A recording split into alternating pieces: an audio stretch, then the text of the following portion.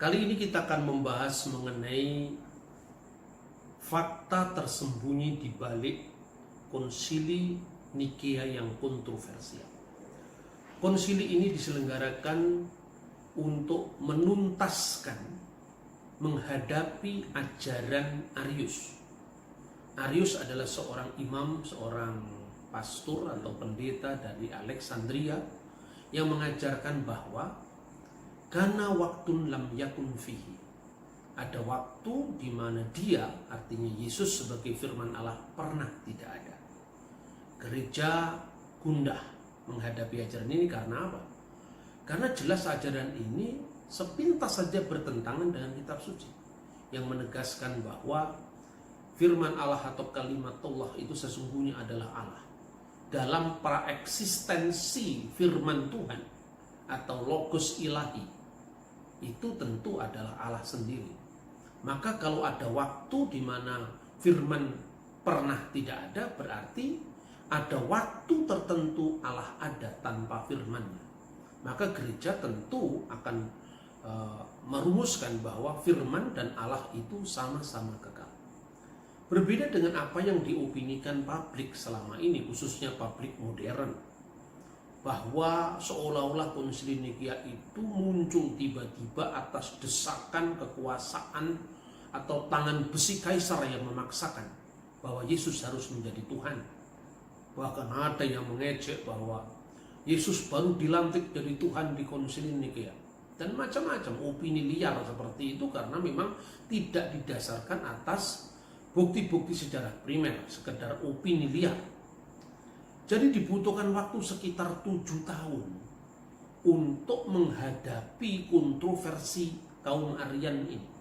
Pertama-tama tahun 318, Patriark Alexander dari gereja Alexandria mengundang satu sidang sinode lokal. Kalau konsili itu lebih besar. Dalam sidang sinode lokal ini dirancang sebuah regula fide, draft pengakuan iman, bahwa putra Allah atau firman Allah itu diturunkan bukan dari ketiadaan.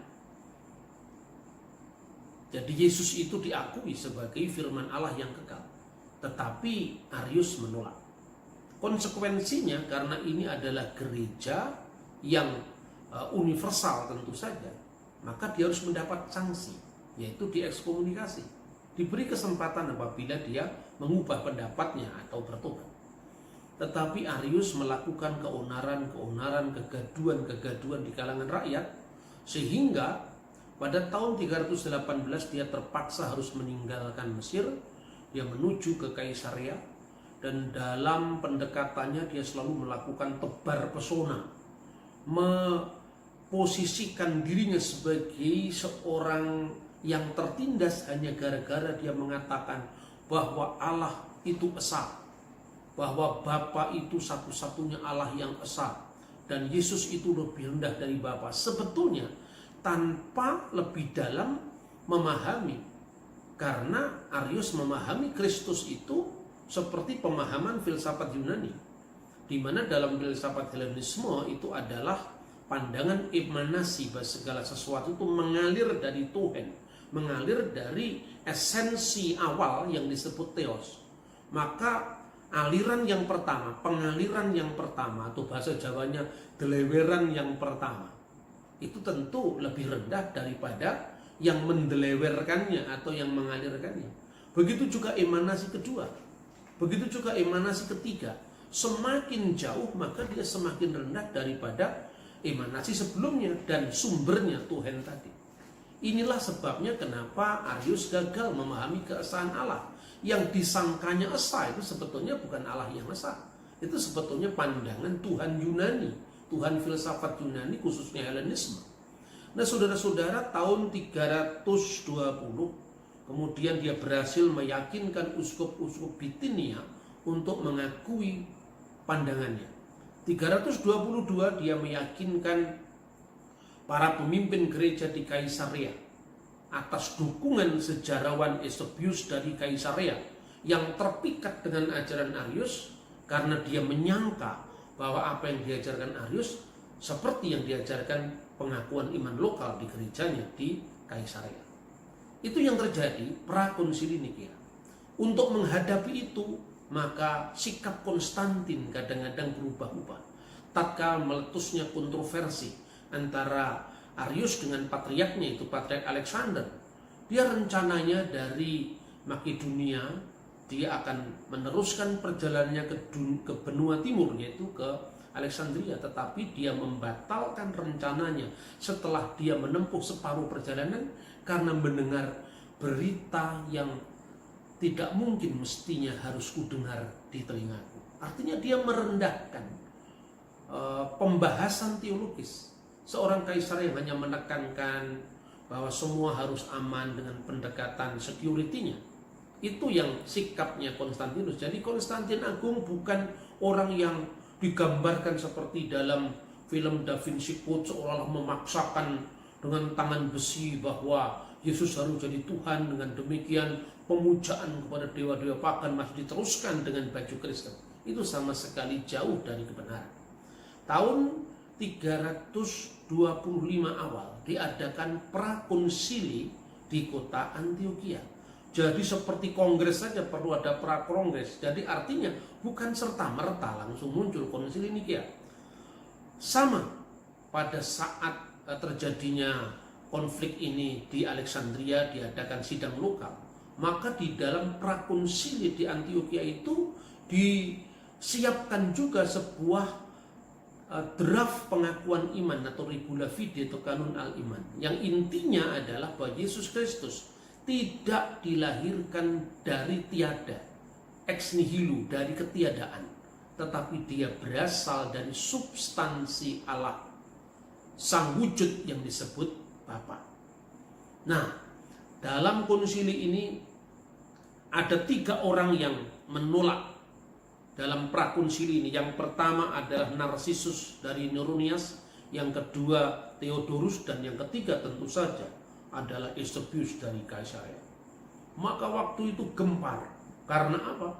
Karena seorang sejarawan kaliber dunia ternyata dia mendukung ajaran Arius.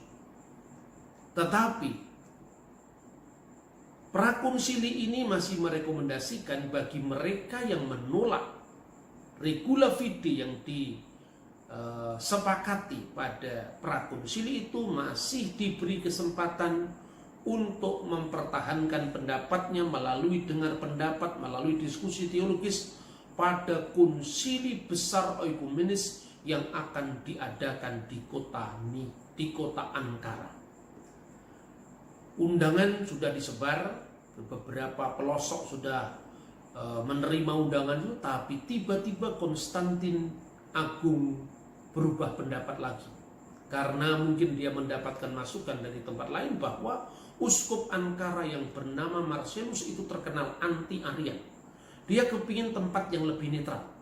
Akhirnya dari Ankara dipindahkan ke kota Nikea yang tidak lain adalah tempat istana musim panas dari kaisar itu sendiri.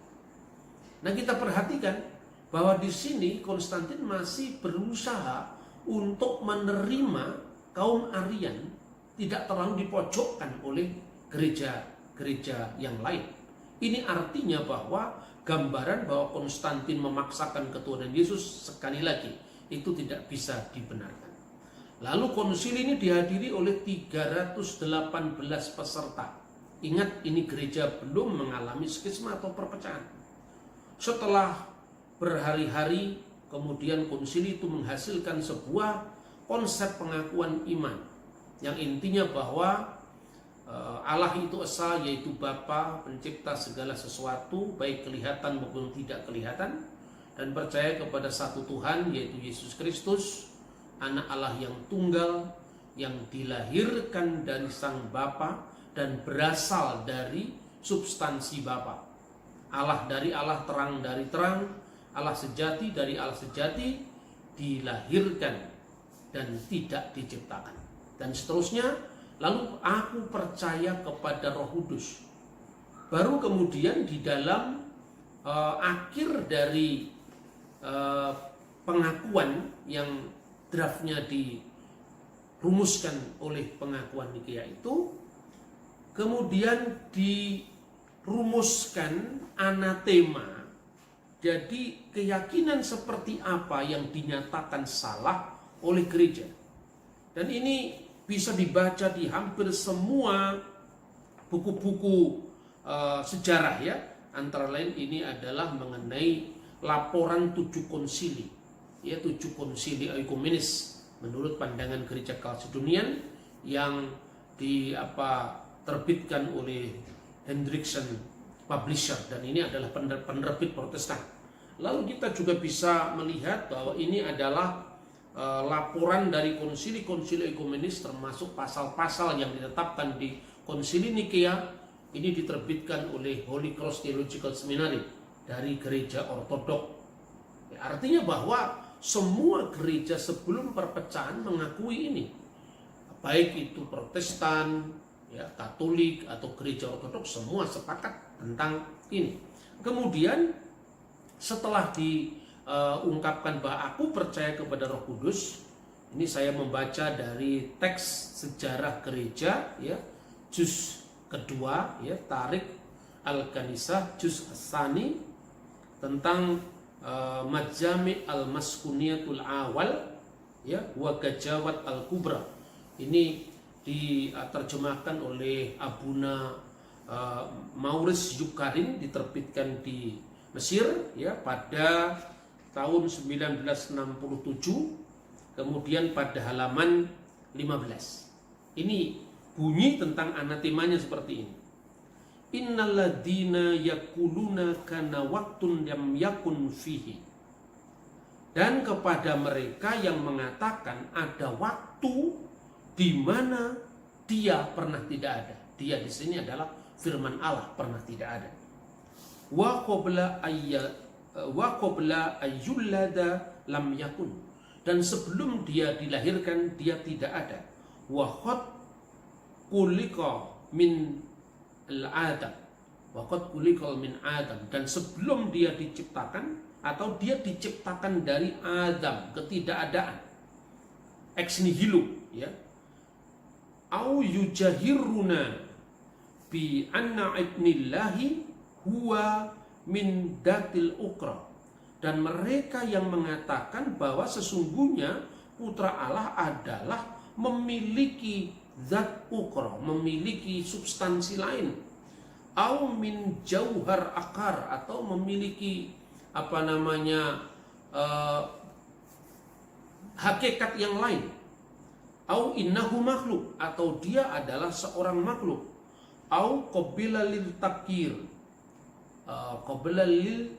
takir, dia mengalami gayara, perubahan, wal fasad, dan kerusakan. Jadi firman Allah itu bisa mengalami takir, perubahan atau kerusakan. Padahal ini bicara tentang substansi ilahi bersama dengan firman-Nya dan tekanannya pada firman-Nya. Maka kemudian dirumuskan di akhir itu adalah wa innal kanisah katolikiyah wa rasuliyah tahrimuhum. Maka gereja yang Katolik, yang yang universal dan yang rasuli mentahrim atau menganatema mereka. Jadi ini intinya konsili Nikea. Kemudian apa yang terjadi? Ini kata yang menarik yang perlu kita dengarkan, bahwa Eusebius dari Kaisaria mengubah pendapatnya karena dia merasa pada saat Arius berada di Kaisaria, dia selalu mengatakan bahwa saya tidak jauh berbeda dengan Patriark Alexander. Yang saya lakukan, saya hanya menekankan bahwa putra Allah itu lebih rendah dari Bapa, dan bahwa putra Allah itu merupakan yang pertama-tama dari yang sulung dari segala yang diciptakan Allah. Nah, kalau itu yang disampaikan kepada Eusebius, tentu itu hal yang sama yang diyakini oleh gereja, karena memang Yesus disebut sebagai yang sulung dari segala yang diciptakan. Bukan berarti dia adalah bagian dari ciptaan, karena kata Bechor dalam bahasa Ibrani itu menunjukkan kesulungan tidak hanya dalam pengertian yang lahir pertama kali. Hak kesulungan dalam budaya Ibrani bisa berarti khususnya adalah memiliki kedudukan yang lebih. Ya, hak sulung misalnya dia menjadi pemimpin mesbah keluarga, berhak menerima berkat orang tuanya, dan memiliki kehormatan daripada yang lain. Makanya ada ungkapan Yakub berebut hak kesulungan dengan Esau. Tentu tidak bisa ditafsirkan dalam makna budaya di luar Israel. Itu yang dipahami gereja. Kalau Yesus dikatakan itu lebih rendah dari sang Bapa, memang di dalam wujud inkarnasinya sebagai manusia, Yesus mengatakan Bapa itu lebih besar daripada aku. Nah, seperti ini rupanya yang dilakukan oleh Arius untuk menggalang dukungan terhadap pandangan-pandangannya. Tetapi setelah Eusebius menyadari, kemudian pada konsili itu Eusebius mengemukakan pendapatnya yang dipresentasikan di konsili, dan ini ada dalam catatan ya yang bicara tentang konsili Nikea tahun 325, di mana Eusebius mengatakan begini rumusannya kira-kira kalau saya terjemahkan: dan kami percaya kepada satu-satunya Allah yang sejati, Bapa yang Maha Kuasa, pencipta segala sesuatu yang kelihatan maupun yang tidak kelihatan, dan kepada Tuhan Yesus Kristus yang adalah firman Allah, Allah dari Allah, terang dari terang, hidup dari hidup, dan anak yang tunggal yang pertama, yang sulung dari segala yang diciptakan Allah. Tetapi kesulungan ini tidak dipahami sebagai makhluk, karena Eusebius mengatakan dan dilahirkan dari sang Bapa sebelum segala abad, bahkan olehnya segala sesuatu telah diciptakan, dan kemudian menjadi manusia demi keselamatan kita, telah turun dari surga seperti pengakuan iman Nikea pada umumnya. Kemudian yang terakhir dia juga mengatakan kami percaya kepada Roh Kudus. Kami percaya bahwa tiap-tiap dari Bapa, Putra, dan Roh Kudus itu berbeda. Makanya jelas sekali ini dalam liturgi gereja dipertahankan sampai sekarang. Wahidu huwa Abul Qudus, wahidu huwa Ibnul Qudus, wahidu huwa Rohul Qudus. Jelas ini ada dalam liturgi. Satu Bapa yang kudus, satu Putra yang kudus, satu Roh yang kudus, dan ketiganya adalah Esa. Dan di akhirnya Eusebius mengatakan sebagaimana yang dikatakan dalam Injil, seperti yang Kristus katakan, pergilah ajarlah semua bangsa menjadi muridku dan baptiskanlah mereka di dalam nama Bapa dan Putra dan Roh Kudus. Jadi saudara-saudara, apa yang terjadi? Kemudian konsili Nikea menganatema Arius dan membakar satu bukunya, yaitu yang berjudul Thalia. Dan kemudian Arius dibuang. Konsekuensinya di anatema itu adalah dia harus diasingkan. Tetapi saudara-saudara, rupanya konsili ini belum meredakan perdebatan teologis, karena pengikut-pengikut Arius, khususnya Eusebius dari Nikomadea, ini berbeda dengan Eusebius dari Kaisarea.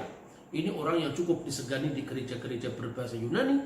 Dia tetap memperjuangkan, membuktikan bahwa ajaran Arius itu benar. Kesempatan ada ketika Uskup Hosius yang sebelumnya melakukan investigasi sejak kasus ini meledak tahun 318 sudah pulang ke Spanyol.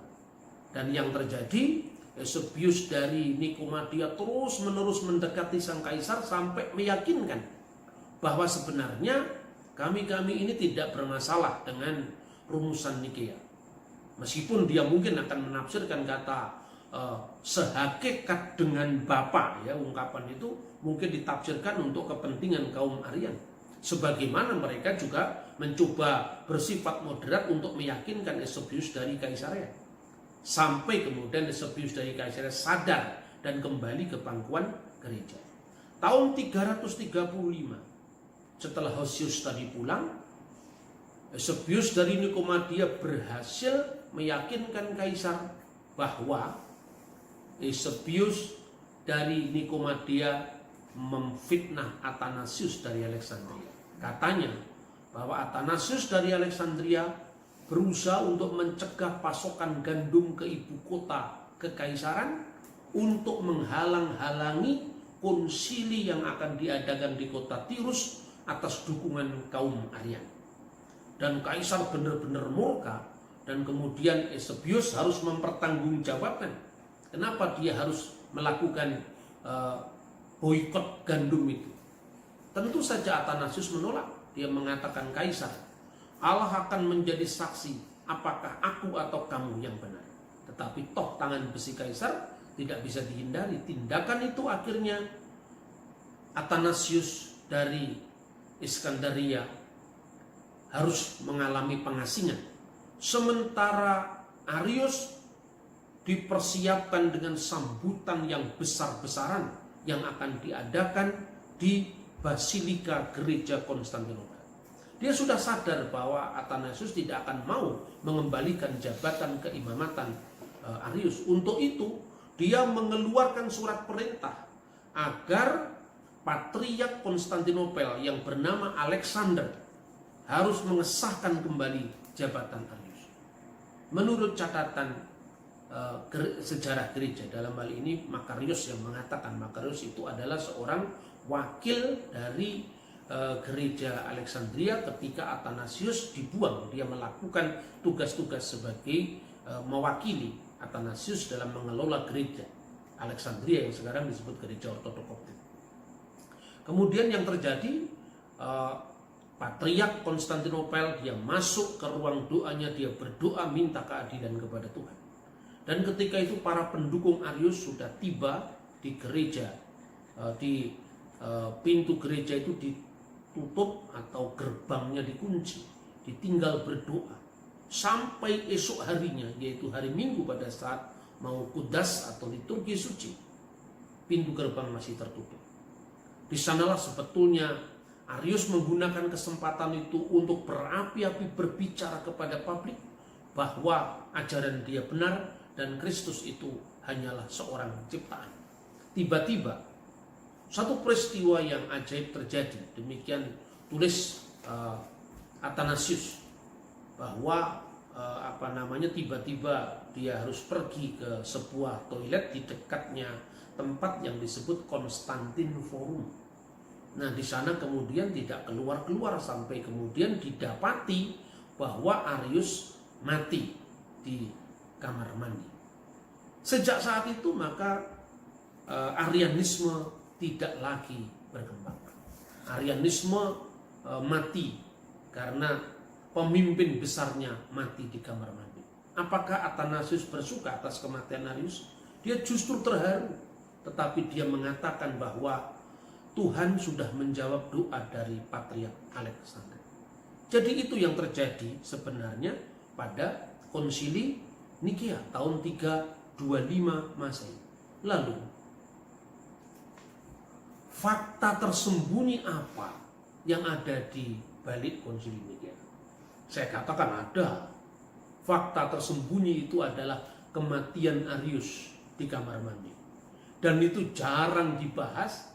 Bahkan sangat asing di khotbah-khotbah di Indonesia, tidak pernah dibahas. Orang Indonesia kalau belajar sejarah gereja itu tidak hanya sambil lalu tapi sambil lari. Karena apa? Sejarah gereja ini sudah berlangsung hampir 21 abad. Tetapi abad pertama dari zaman Rasul, muridnya Rasul, murid dari muridnya Rasul, itu hanya dilewati sampai abad 16. Konflik Katolik Protestan itu diberikan porsi yang mendominasi. Akibatnya kita ini tidak lagi mengenal akar sejarah kita, lebih-lebih akar apostolik ajaran gereja. Catat, fakta yang tersembunyi di belakang Konsili Nikea yang kontroversial, matinya Arius di kamar mandi. Semoga pelajaran sejarah ini bisa melengkapi kita, mencerahkan kita untuk hati-hati di dalam menentukan sikap kita. Tuhan memberkati kita. Shalom Aleichem, Beshem Hamashiach.